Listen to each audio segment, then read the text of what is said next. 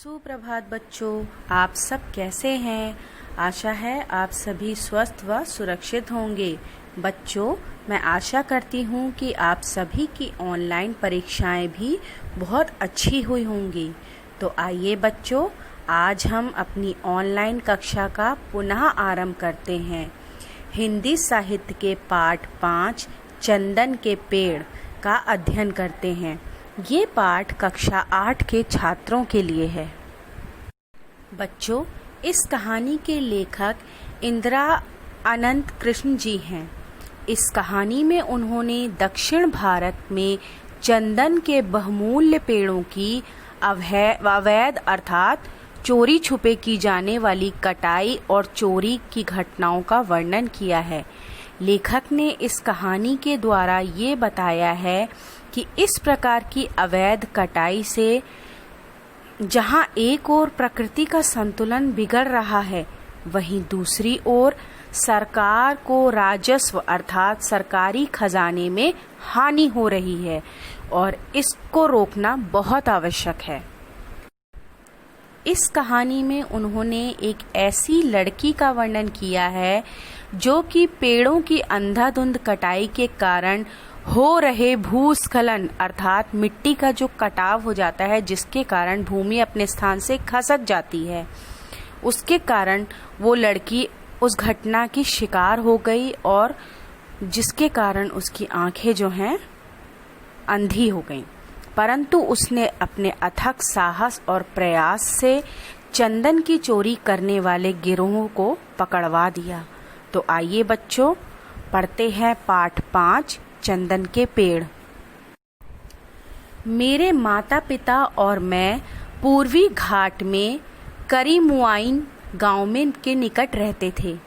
पिता पहाड़ी की ढलान पर सीढ़ी नुमा जमीन पर खेती करते और माँ बकरियों की देखभाल करती। मैं उन दोनों की मदद करती और गांव के स्कूल में पढ़ने भी जाती। गुग्गू कुत्ता मेरा साथी था। हम दोनों को पहाड़ी की ढलान पर ऊपर नीचे दौड़ना बहुत अच्छा लगता था।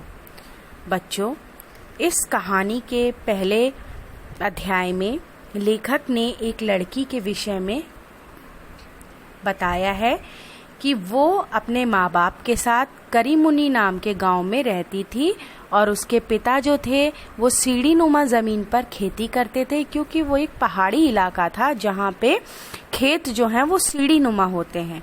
और उनकी माँ जो है बकरियों को पालने का व्यवसाय करती थी और वो बच्ची अपने माँ बाप की दोनों कार्यों में सहायता करती थी और साथ साथ गांव के स्कूल में भी पढ़ने जाती थी। और उसका एक गुग्गू नाम का प्यारा कुत्ता था जो उसका साथी था। तो आइए बच्चों, आगे का अध्ययन करते हैं। जिस दिन मैं 13 वर्ष की हुई, उसी दिन एक बड़ी घटना हो गई। सूरज निकल चुका था। मेरे माता पिता और मैंने एक धीमी गड़गड़ाहट सुनी। बकरियां और गुग्गू परेशान दिख रहे थे। मिनटों में ही एक जोर का धमाका हुआ और मेरे सिर पर एक पत्थर आ लगा। मैं मुड़ी, मेरे सिर में बहुत दर्द था। आगे के वर्णन में लेखक ने कहा है कि जब वो बच्ची 13 वर्ष की थी, तभी वहाँ पे उसके गांव में एक दुर्घटना घटी और एक धमाका हुआ, जिस धमाके के कारण एक पत्थर जो है उसके सिर पे आके लगा और उसके सर में बहुत ज़्यादा दर्द होने लगा। तो आइए बच्चों, आगे का अध्ययन करते हैं। अम्मा, तुम कहाँ हो? मैंने पुकारा, लेकिन पहाड़ी से फिसलते लुढ़कते पत्थरों के शोर से मेरी आवाज़ दब गई। मुझे ऐसा लगा कि मेरी माँ ने मेरा नाम लेकर पुकारा, सुनंदा। मैंने भागना चाहा, लेकिन हिल भी ना सकी।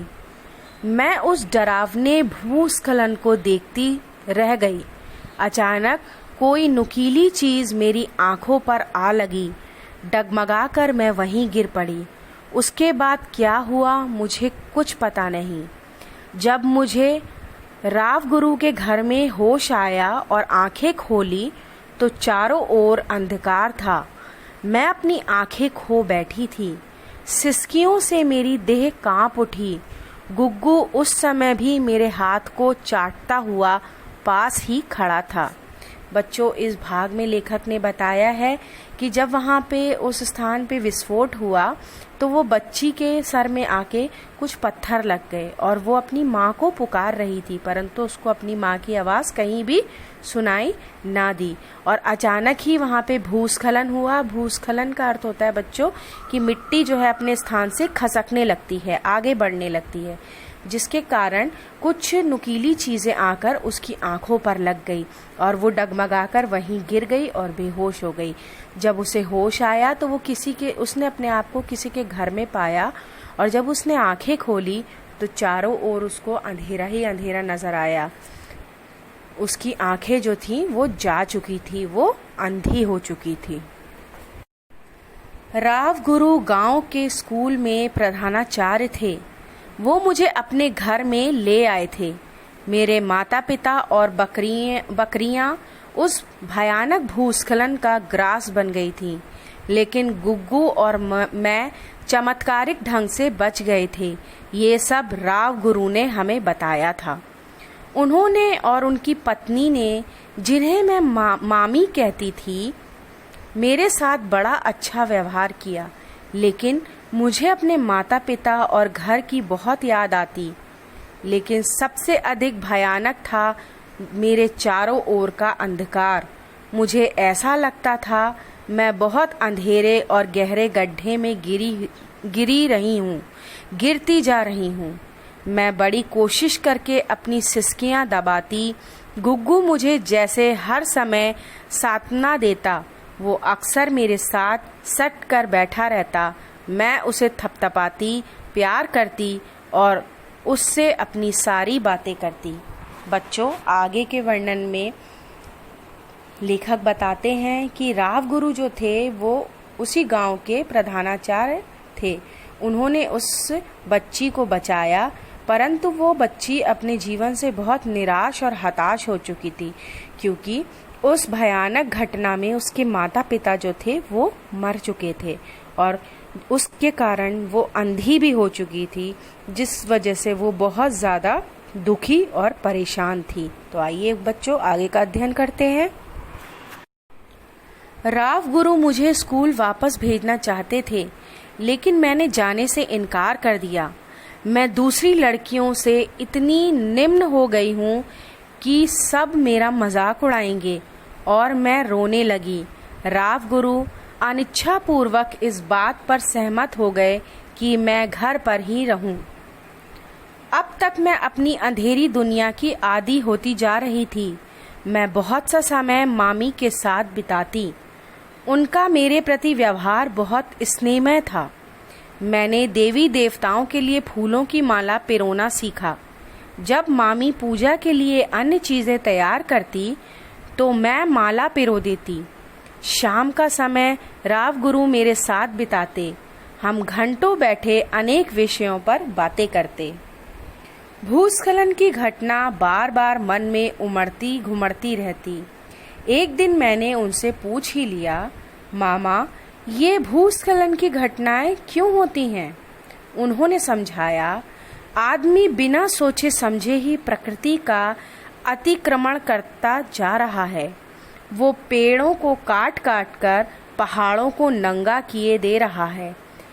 पेड़ पहाड़ की मिट्टी को बांध कर रखने का कार्य करते हैं। उसके बिना धरती के भीतर की हलचल से चट्टानें और मिट्टी नीचे फिसलने लगती हैं। इसी को भूस्खलन कहते हैं। बच्चों, इस भाग में लेखक ने बताया कि वो लड़की जो अंधी हो चुकी थी वो अब अपनी उसी जीवन को जी रही थी।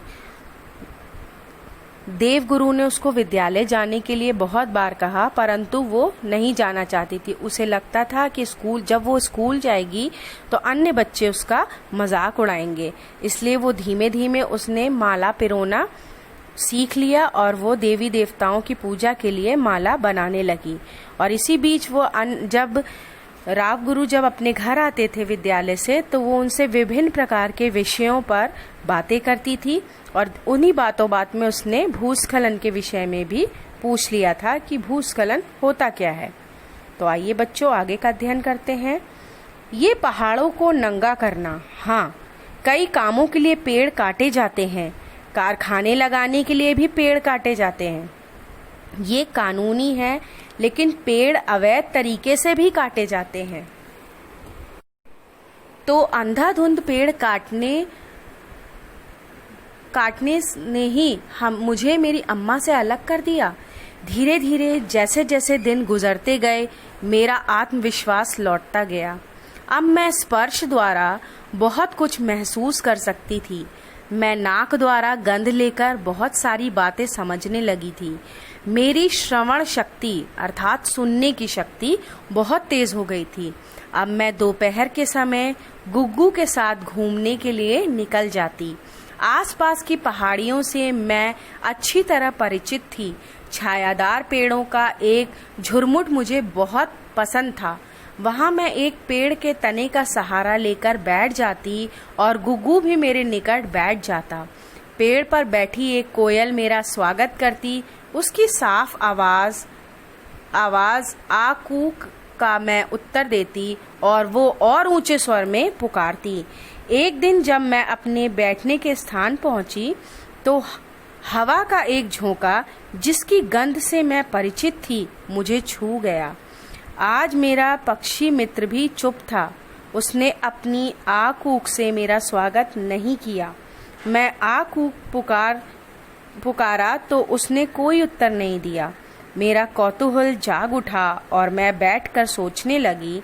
जब मैंने पेड़ के सहारे टिकना चाहा तो पता चला कि वहां से पेड़ ही गायब है। पेड़ के स्थान पर एक ठूंठ खड़ा था। मैंने झुककर ठूंठ को सूंघा। बच्चों, इस भाग में लेखक ने बताया है कि वो जो छोटी बच्ची थी, वो अपने अंधेपन में अब अपना जीवन गुजारने लगी और उसका आत्मविश्वास जो है धीमे धीमे वापस आने लगा। अब वो अपनी सुनने की शक्ति और सूंघने की शक्ति का प्रयोग करने लगी। वो अक्सर जंगल में जाती थी और पेड़ों की झुरमुट में बैठकर अपना समय व्यतीत करती थी, वहाँ जहाँ पे उसे विभिन्न प्रकार के पक्षियों की आवाज़ भी सुनाई देती थी।